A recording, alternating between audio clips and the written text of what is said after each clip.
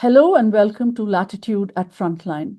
A month after India carried out military strikes on terrorist targets inside Pakistan and Pakistan-occupied Kashmir, how far has the Modi government succeeded in convincing the international community that Pakistan should be made accountable for terrorism by groups based in its territory?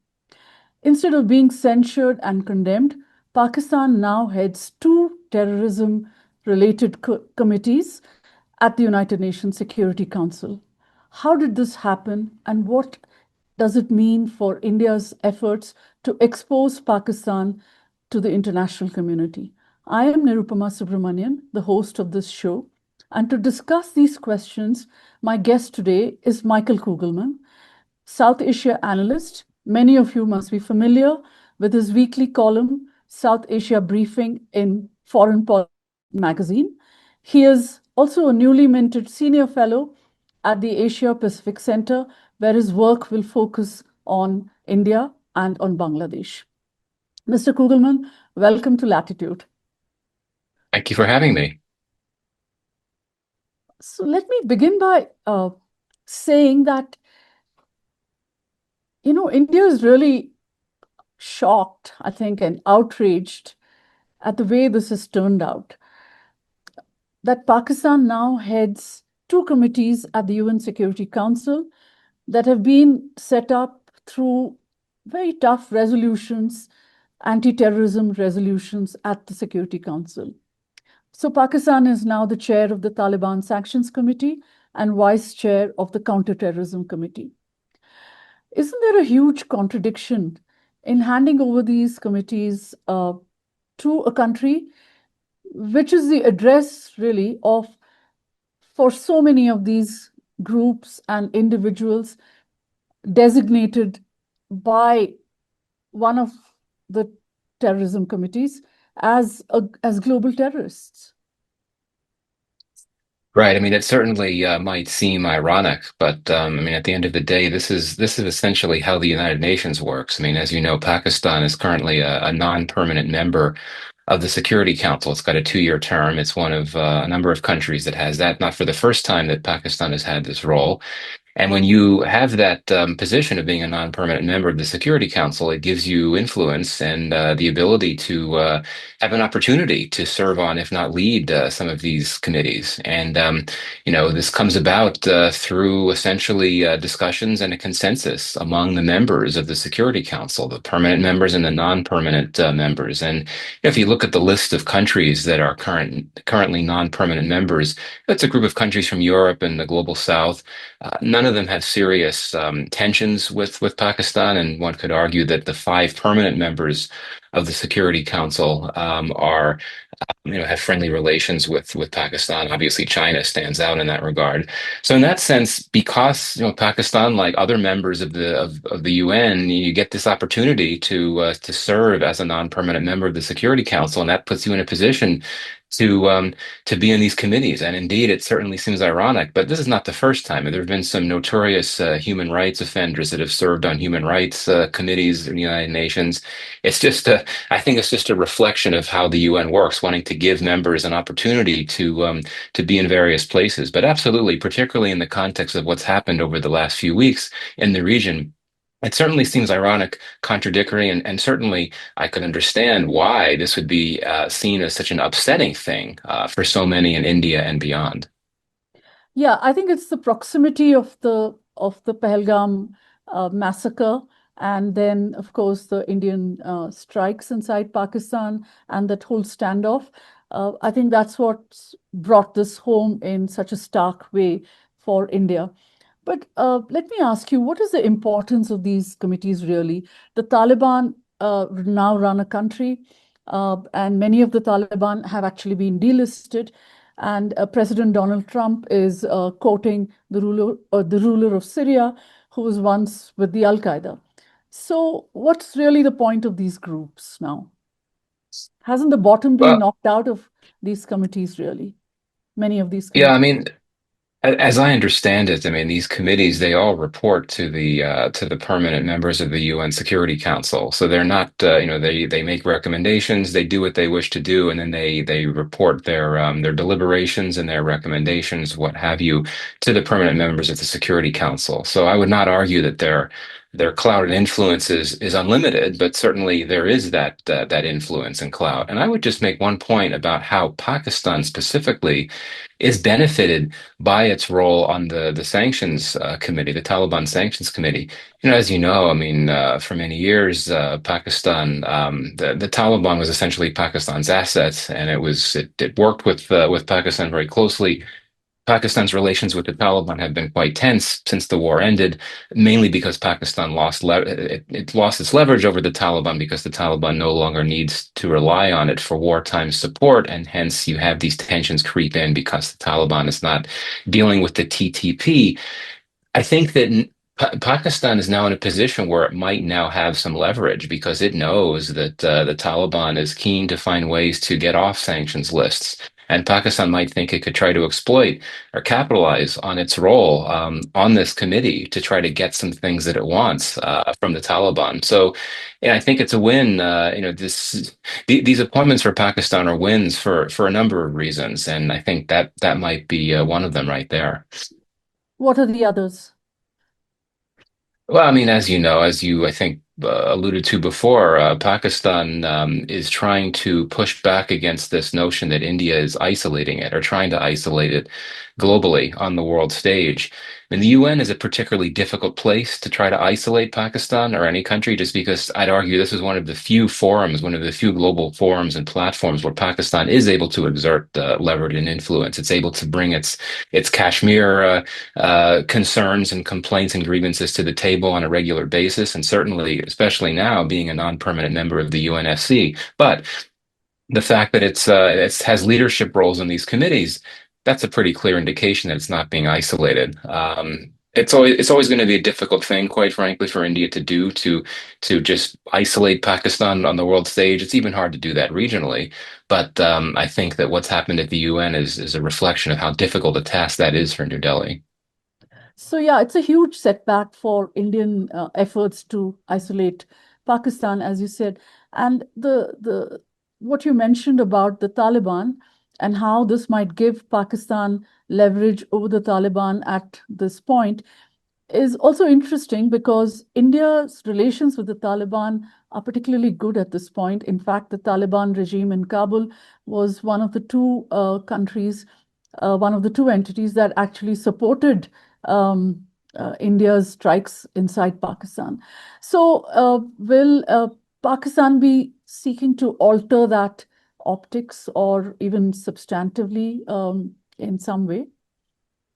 That's a good question. And indeed, isn't it something that it's the Taliban, along with Taiwan and Israel, that were fully behind India in this recent conflict? Quite a trio.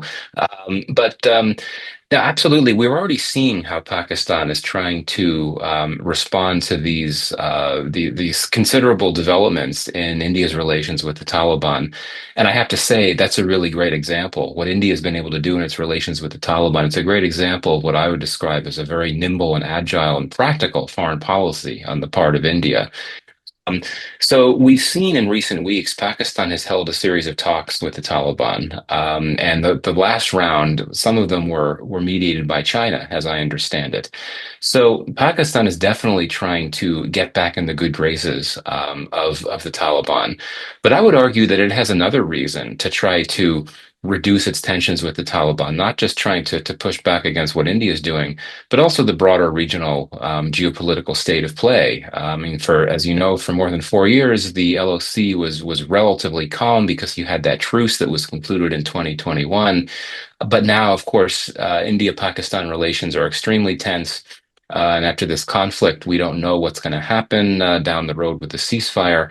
I think that Pakistan wants to ensure that as many of its borders as possible are less tense, so that it doesn't have to be quite as concerned about the one with India. And of course, the Afghanistan-Pakistan border has been very tense and troubled, particularly with cross-border terrorism issues and so on.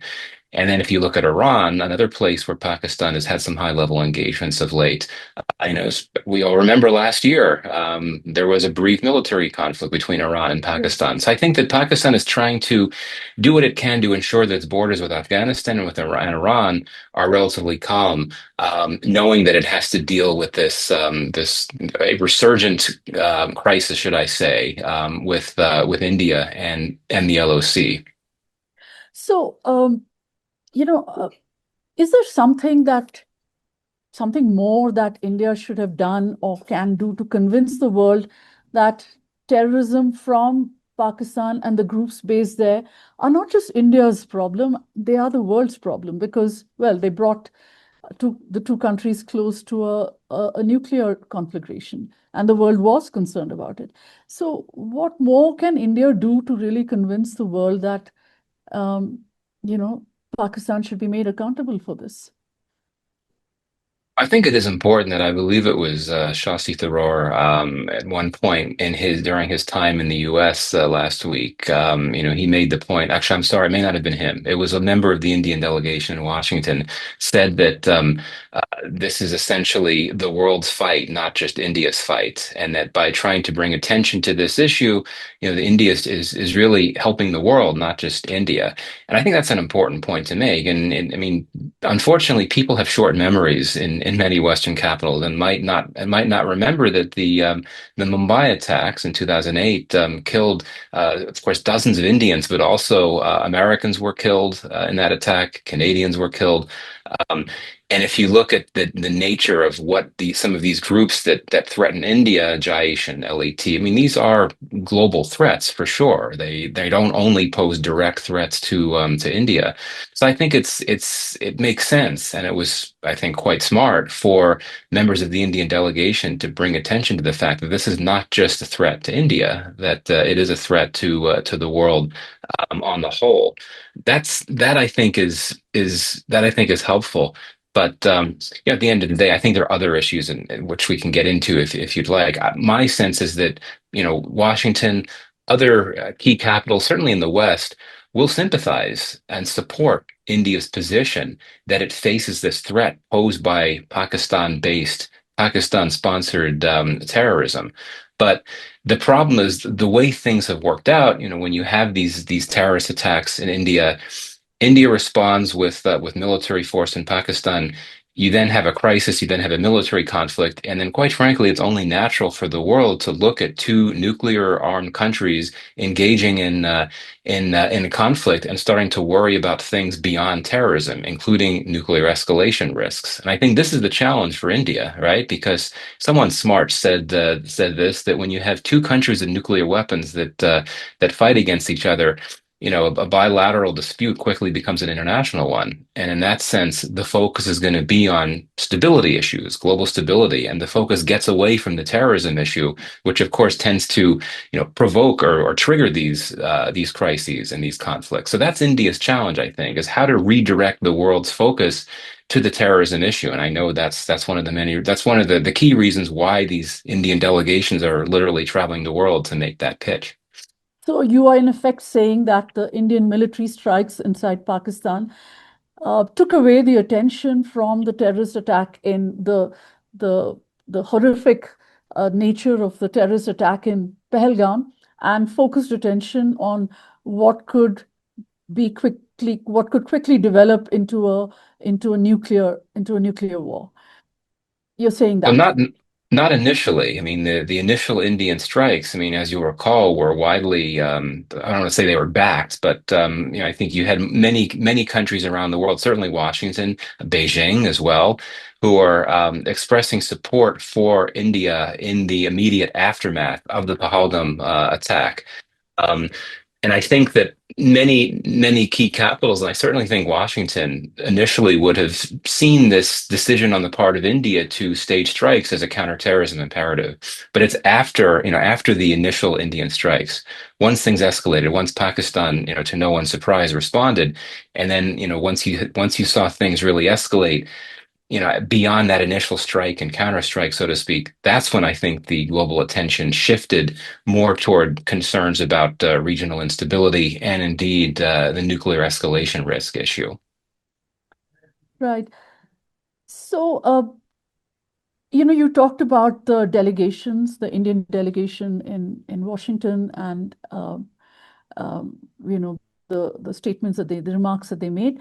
Uh, I wanted to ask you, who's listening?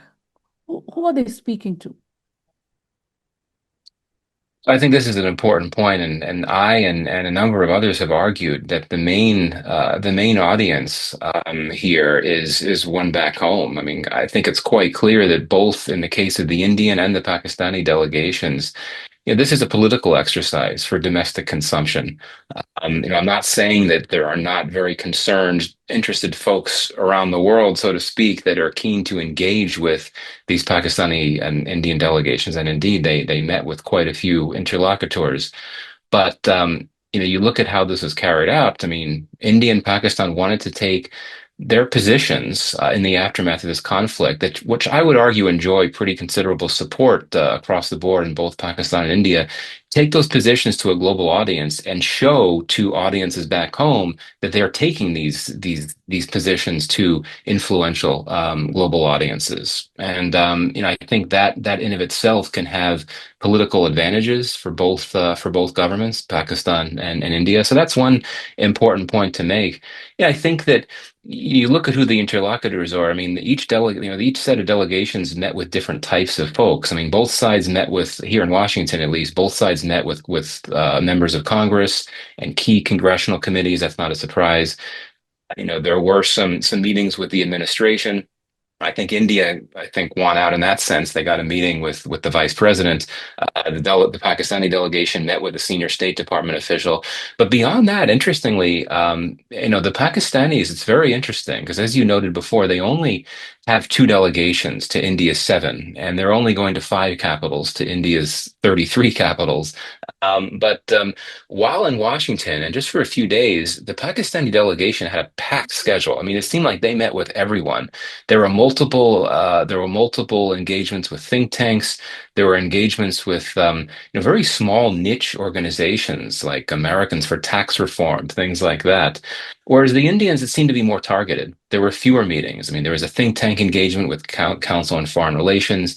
The embassy hosted an engagement, as did the Pakistan embassy for think tankers, as well as the diaspora communities. But Pakistan just packed its schedule, and it's really quite striking. But you wonder what happens after that. And so, one question that I've had for both of these delegations is, how do you actually measure success, right? If your goal is to bring these positions to key interlocutors, but if you're also if you're coming with asks and hopes and objectives, and I think we've discussed a bit. I mean, the Indian side wants its interlocutors around the world to remember that this really comes down to terrorism and the threats that India and the world face from it. And the Pakistanis, have a very different type of message. They're trying to deliver this message that's, essentially that India is untrustworthy, that it's an aggressor, that it breaks treaties, and so on. I, for me, I don't know exactly how successful each side will be with both of these missions that they're bringing, so to speak. I think that there's certain things that people here and around the world would sympathize with anyway. India doesn't need to travel the world, quite frankly, to um, get the world to understand and sympathize with India's concerns about terrorism, right? Pakistan doesn't need to travel the world to get the world's concerns about regional stability and nuclear risks. But it's going to be very difficult to go to Paris or Paris or Washington or Brussels or London and get people to start looking at India as an untrustworthy actor. That's, as you know, I mean, Western capitals have very close relations with India.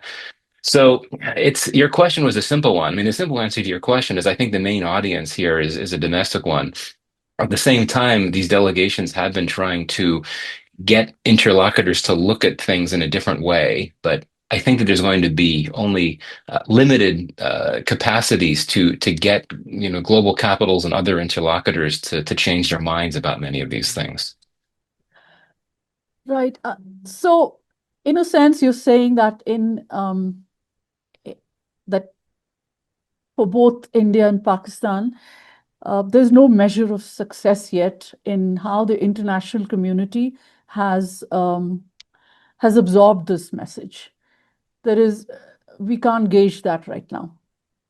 Right, exactly. Are And you saying if that? this is sorry, yes, it is. And if this is meant to be mainly a domestic exercise, then that measure is not necessarily relevant, right? I mean, if this is really about traveling the world and showing that you're making a case for very important positions that are supported at home, and you do your thing, you come back, that's that.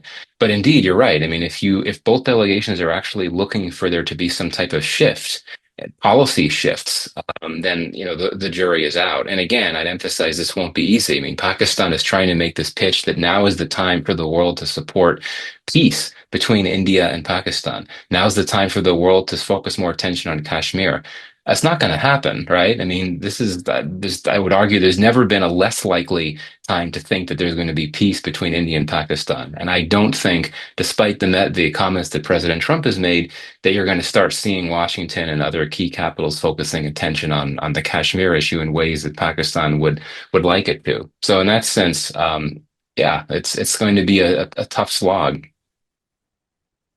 So, in that sense, would you say that this whole episode, the Pahalgam incident and India's response to it, and now this whole diplomatic outreach by both countries, by both India and Pakistan, has actually ended up uh,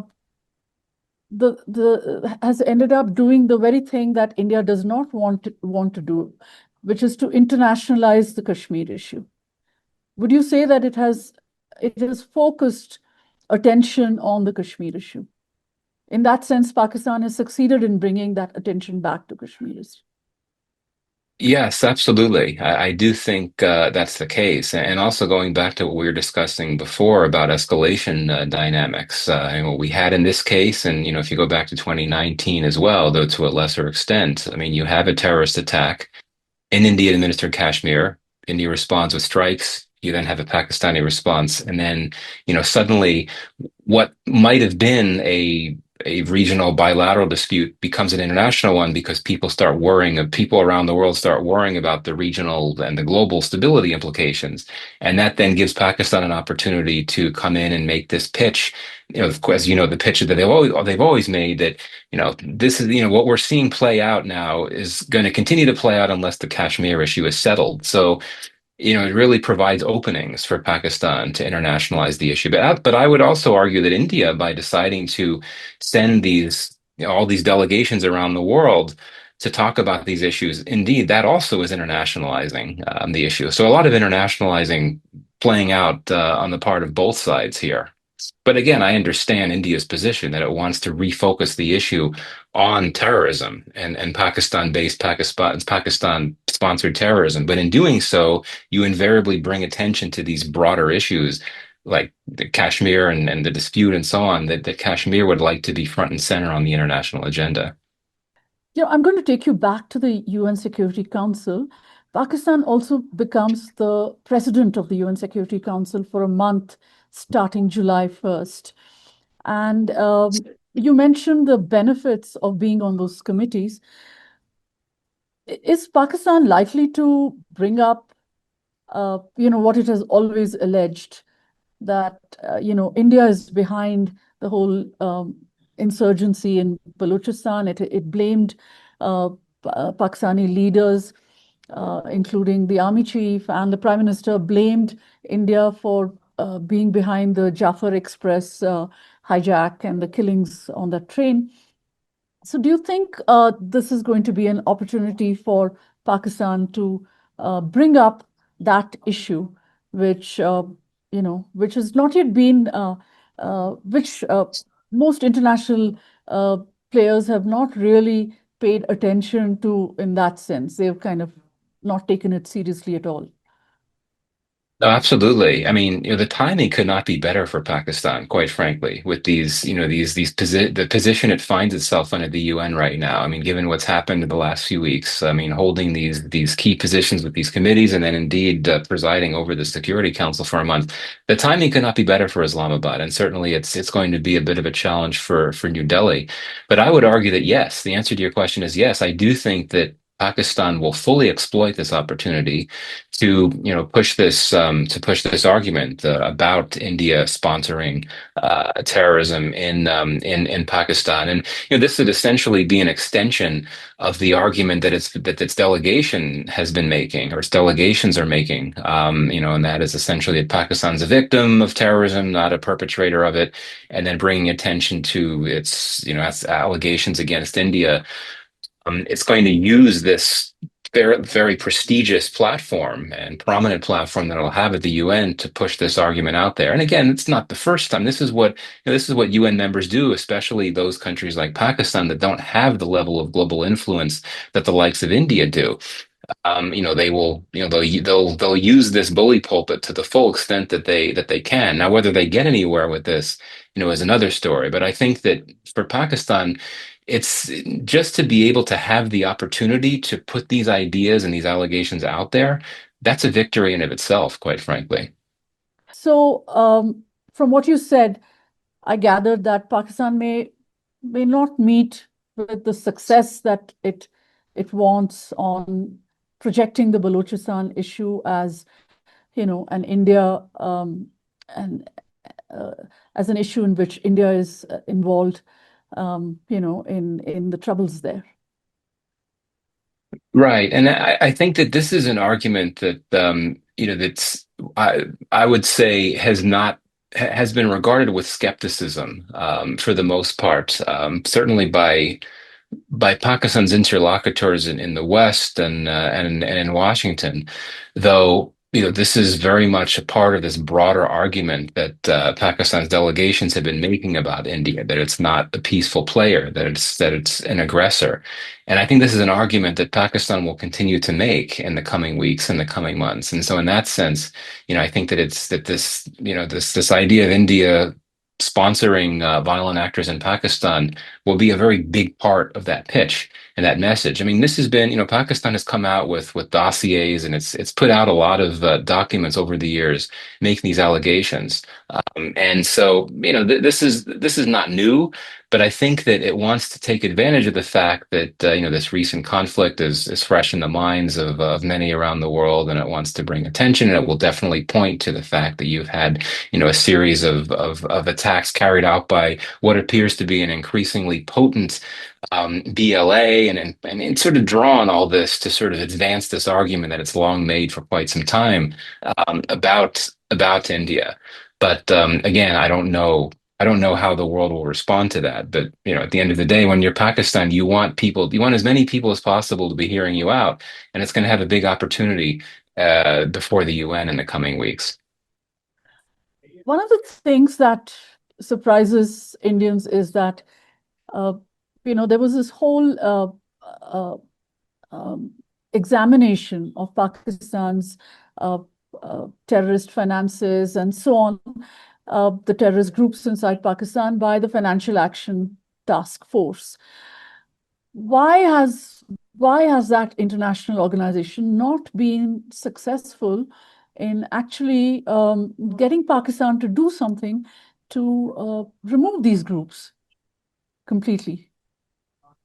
Well, I mean, I don't know the technical aspects of how FATF works, but I mean, essentially, what it tries to do is put together these missions or work plans for countries targeted by it. And if the countries targeted by them, if they do what they're asked to do, the boxes are ticked off, and then FATF moves on. And I think what we have seen with Pakistan is that it does do certain things, but then when the attention shifts elsewhere, Pakistan reverts, so to speak. So that's why, and this is not a new, this is an old story in the sense that, Pakistan might be willing to target certain terrorists with arrest or seizing their assets or whatever the case may be.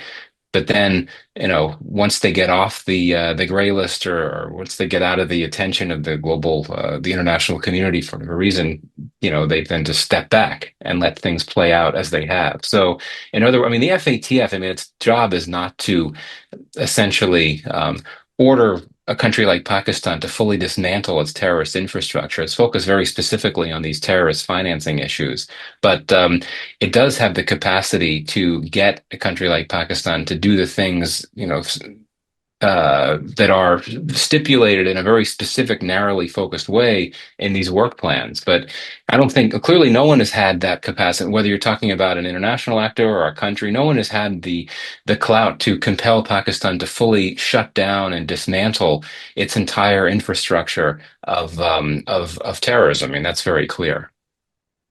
So what should the world do? What should India do? Well, I mean, I think that we're starting to see, in terms of how things have played out over the last few weeks, it seems to me that India is trying to take a number of steps, some of them unprecedented, to raise the cost to Pakistan of continuing to hold back from doing certain things that could remove this problem once and for all. So, I think we have to look at these things that India did right after the Pahalgam attack, shutting down trade, closing the border, suspending the Indus Waters Treaty, and now we're starting to see India try to urge Pakistan's funders to stop providing as much assistance. Um, I think that's a big part of the answer. Now, some critics, or many critics of Pakistan, would argue that other countries have to get involved too, including the United States, such as placing sanctions on leaders of the Pakistani military, that type of thing. Given the nature of the U.S.-Pakistan relationship, and I would argue how other countries look at the relationship with Pakistan either, those are not seen as realistic tactics, quite frankly.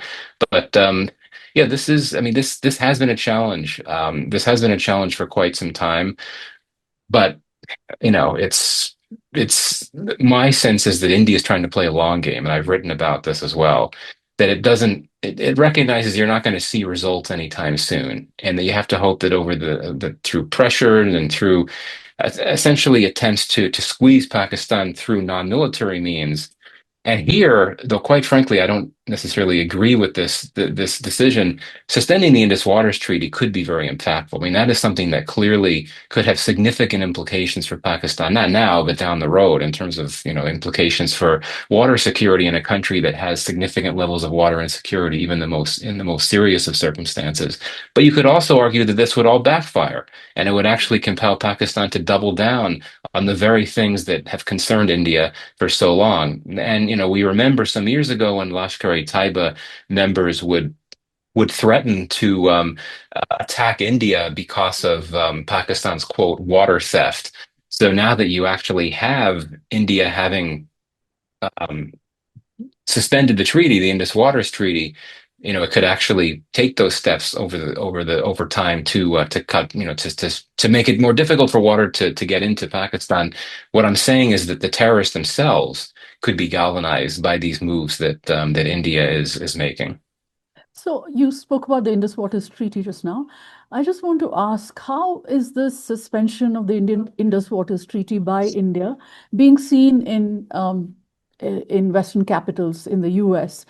Uh, it's a water treaty. It's supposed to be one of the best in the world, and it has water has an emotional connotation, and has so what's the reaction in the West been to this move by India? And I would argue that many policymakers are probably not familiar with the Indus Waters Treaty. They wouldn't know the full context, wouldn't know issues about Pakistan's water security, that type of thing. But I do think the fact that it is a World Bank mediated treaty is something that's has gotten the attention of many for sure.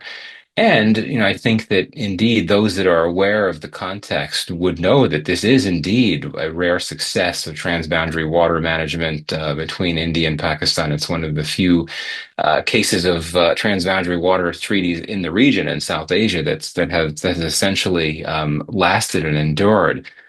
Um, but I think that one of the tasks of the Pakistanis, quite frankly, if they choose to do this, is to essentially make the West understand the significant, serious long-term implications.